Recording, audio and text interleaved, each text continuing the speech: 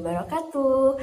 Bertemu lagi dengan Ibu di pelajaran IPA kelas 9. Oke, kalau kemarin kita sudah membahas mengenai pembelahan mitosis dan juga meiosis, hari ini kita akan belajar mengenai organ-organ pada sistem reproduksi, baik itu pada wanita ataupun pada laki-laki.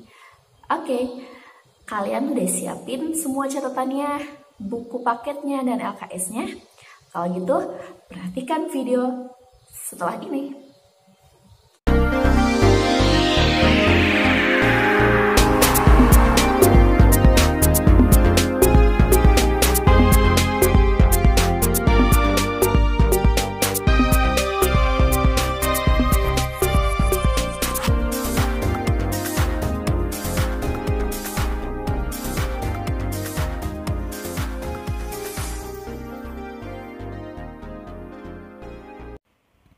Oke, apa itu sistem reproduksi?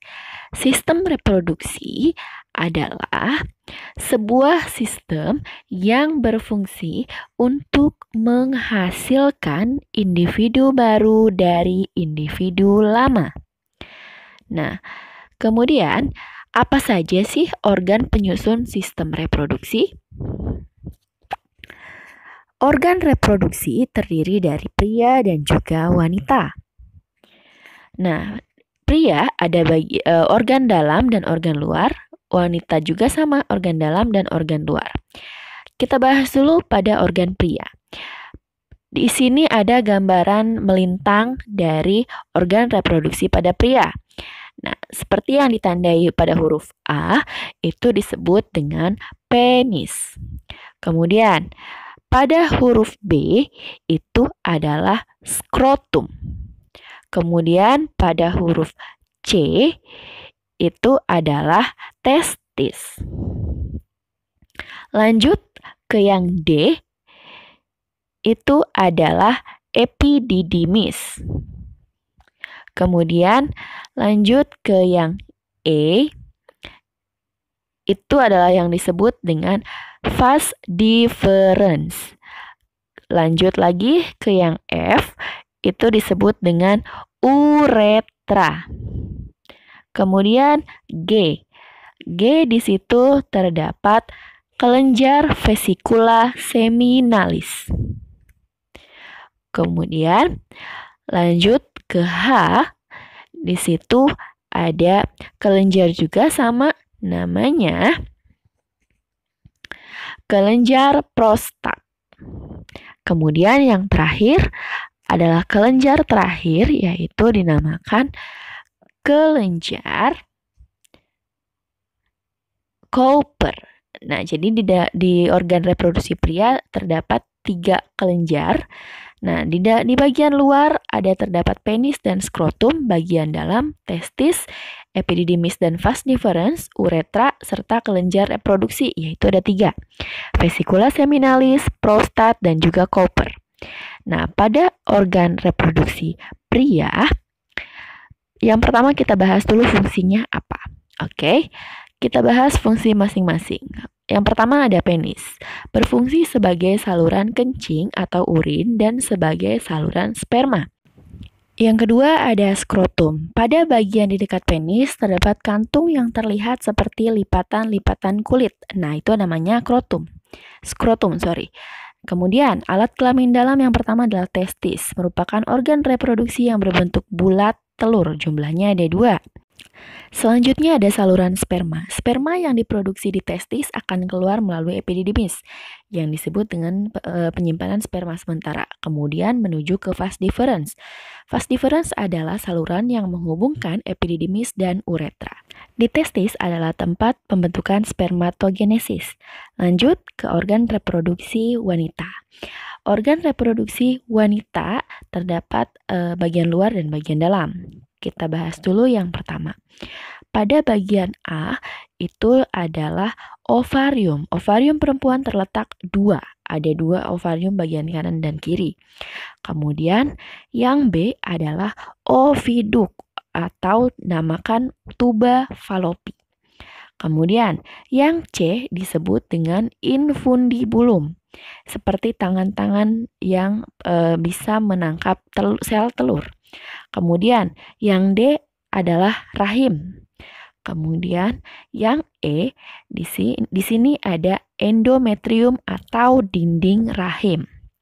Kemudian yang G di sini terdapat vagina, dan yang terakhir ini adalah serviks. Baik, seperti yang Ibu bilang tadi, organ reproduksi wanita itu terdapat bagian luar dan bagian dalam. Bagian luar ada vulva, bagian dalam ovarium, saluran kelamin terdapat 3, tuba falopi, rahim, dan juga vagina. Nah, kita lihat organ reproduksi bagian dalam pada wanita. Kemudian ada alat kelamin luar yang terdiri dari vulva, klitoris, labia mayor, dan labia minor, dan lain sebagainya. Oke, kita bahas satu persatu fungsi pada organ dalam. Ovarium merupakan organ reproduksi wanita yang ada di kiri dan kanan rongga perut bagian bawah. Nah, disitulah tempat dihasilkannya sel telur. Kemudian yang kedua ada rahim. Rahim adalah organ yang memiliki dinding yang ringan seperti buah pir yang terbalik. Jadi disinilah tempat terjadinya pembentukan bayi. Kemudian dalam vagina merupakan saluran yang menghubungkan lingkungan luar dengan rahim. Nah, vagina ini sangat elastis dan bisa membesar sebesar kepala bayi. Nah, di sini ada proses oogenesis, yaitu proses di mana terbentuknya sel telur pada wanita. Kemudian ada kelainan dan juga penyakit pada organ reproduksi baik laki-laki maupun perempuan. Nah, kita akan bahas satu persatu apa saja penyakitnya. Yang pertama ada gonore. Gonore adalah disebabkan oleh bakteri Neisseria gonorrhoeae, menyebabkan rasa sakit dan keluar nanah, disebut kencing nanah. Kemudian yang kedua ada sifilis atau raja singa, yang menular disebabkan oleh bakteri Treponema pallidum, seperti ada bintik-bintik merah di tangan atau sekitar. Kemudian yang ketiga ada herpes simplex. Herpes simplex ini seperti yang kita tahu menyerang pada kulit. Nah, ini menyerang pada kelamin. Nah, ini ada HIV AIDS oleh virus Human Immune Deficiency Virus. Oke, bagaimana cara menjaga kesehatan reproduksi remaja agar kondisi organ reproduksi kita dapat sehat? Nah, berikut berbagai cara untuk mencegah agar kita terhindar dari penyakit-penyakit pada organ reproduksi. Perhatikan baik-baik ya. Nah, yang pertama yaitu adalah menjaga kebersihan pakaian. Di antaranya dengan mengganti celana dalam setidaknya 2 kali dalam sehari. Kemudian menggunakan bahan celana dalam yang nyaman yang dapat menyerap keringat. Selanjutnya adalah membersihkan alat kelamin saat selesai buang air. Baik itu pada laki-laki ataupun perempuan, saat kita buang air kecil harus penting sekali membersihkan alat kelamin. Untuk perempuan diharapkan untuk membersihkan dari bagian depan ke bagian belakang dengan bersih ya, kemudian dikeringkan dengan tisu atau handuk. Selanjutnya, untuk perempuan gunakan pembalut yang sesuai kebutuhan kalian yang dapat menyerap darah menstruasi dengan baik dan sirkulasi udara yang baik. Kemudian berikut beberapa makanan yang dapat kalian cegah agar tetap sehat. Yang pertama, hindari makanan pedas, aktivitas fisik dikurangi, dan minum obat herbal. Mengapa kita harus menghindari makanan dan melakukan aktivitas fisik dan minum obat? Agar organ reproduksi kita dapat terjaga dengan baik dan juga tetap sehat. Kemudian kita juga harus memeriksa kesehatan reproduksi pada remaja. Yang pertama yaitu adalah periksa secara rutin. Jika kalian mengalami merasakan perbedaan pada kelamin kalian, baik itu laki-laki ataupun perempuan, harap segera periksakan ke bidan atau ke dokter atau ke rumah sakit yang dianjurkan. Yang kedua, hubungi dokter jika muncul tanda-tanda tertentu. Agar kita semua dapat terhindar dari berbagai penyakit atau kelainan pada organ reproduksi.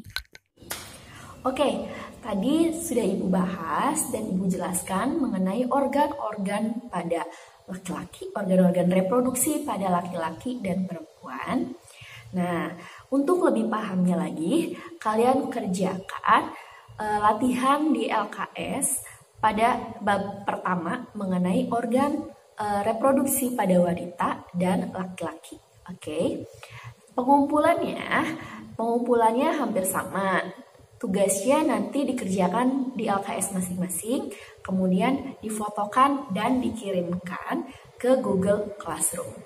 Ditunggu paling lambat hari Jumat ya, ditunggu paling lambat hari Jumat jam 12 siang. Oke. Sekali lagi, tugasnya kalian kerjakan tugas di LKS pada bagian organ dan organ reproduksi wanita dan laki-laki pada LKS. Kalian kerjakan di LKS, kemudian difoto dan dikirimkan ke Google Classroom paling lambat jam 12 siang hari Jumat ya. Oke, kalau gitu sekian dulu pertemuan hari ini. Jika masih ada yang belum jelas atau mau ada yang ditanyakan, silakan kalian boleh komen di bawah ini.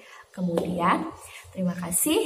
Sekian untuk hari ini. Jangan lupa like, komen, dan subscribe. Assalamualaikum warahmatullahi wabarakatuh. Bye.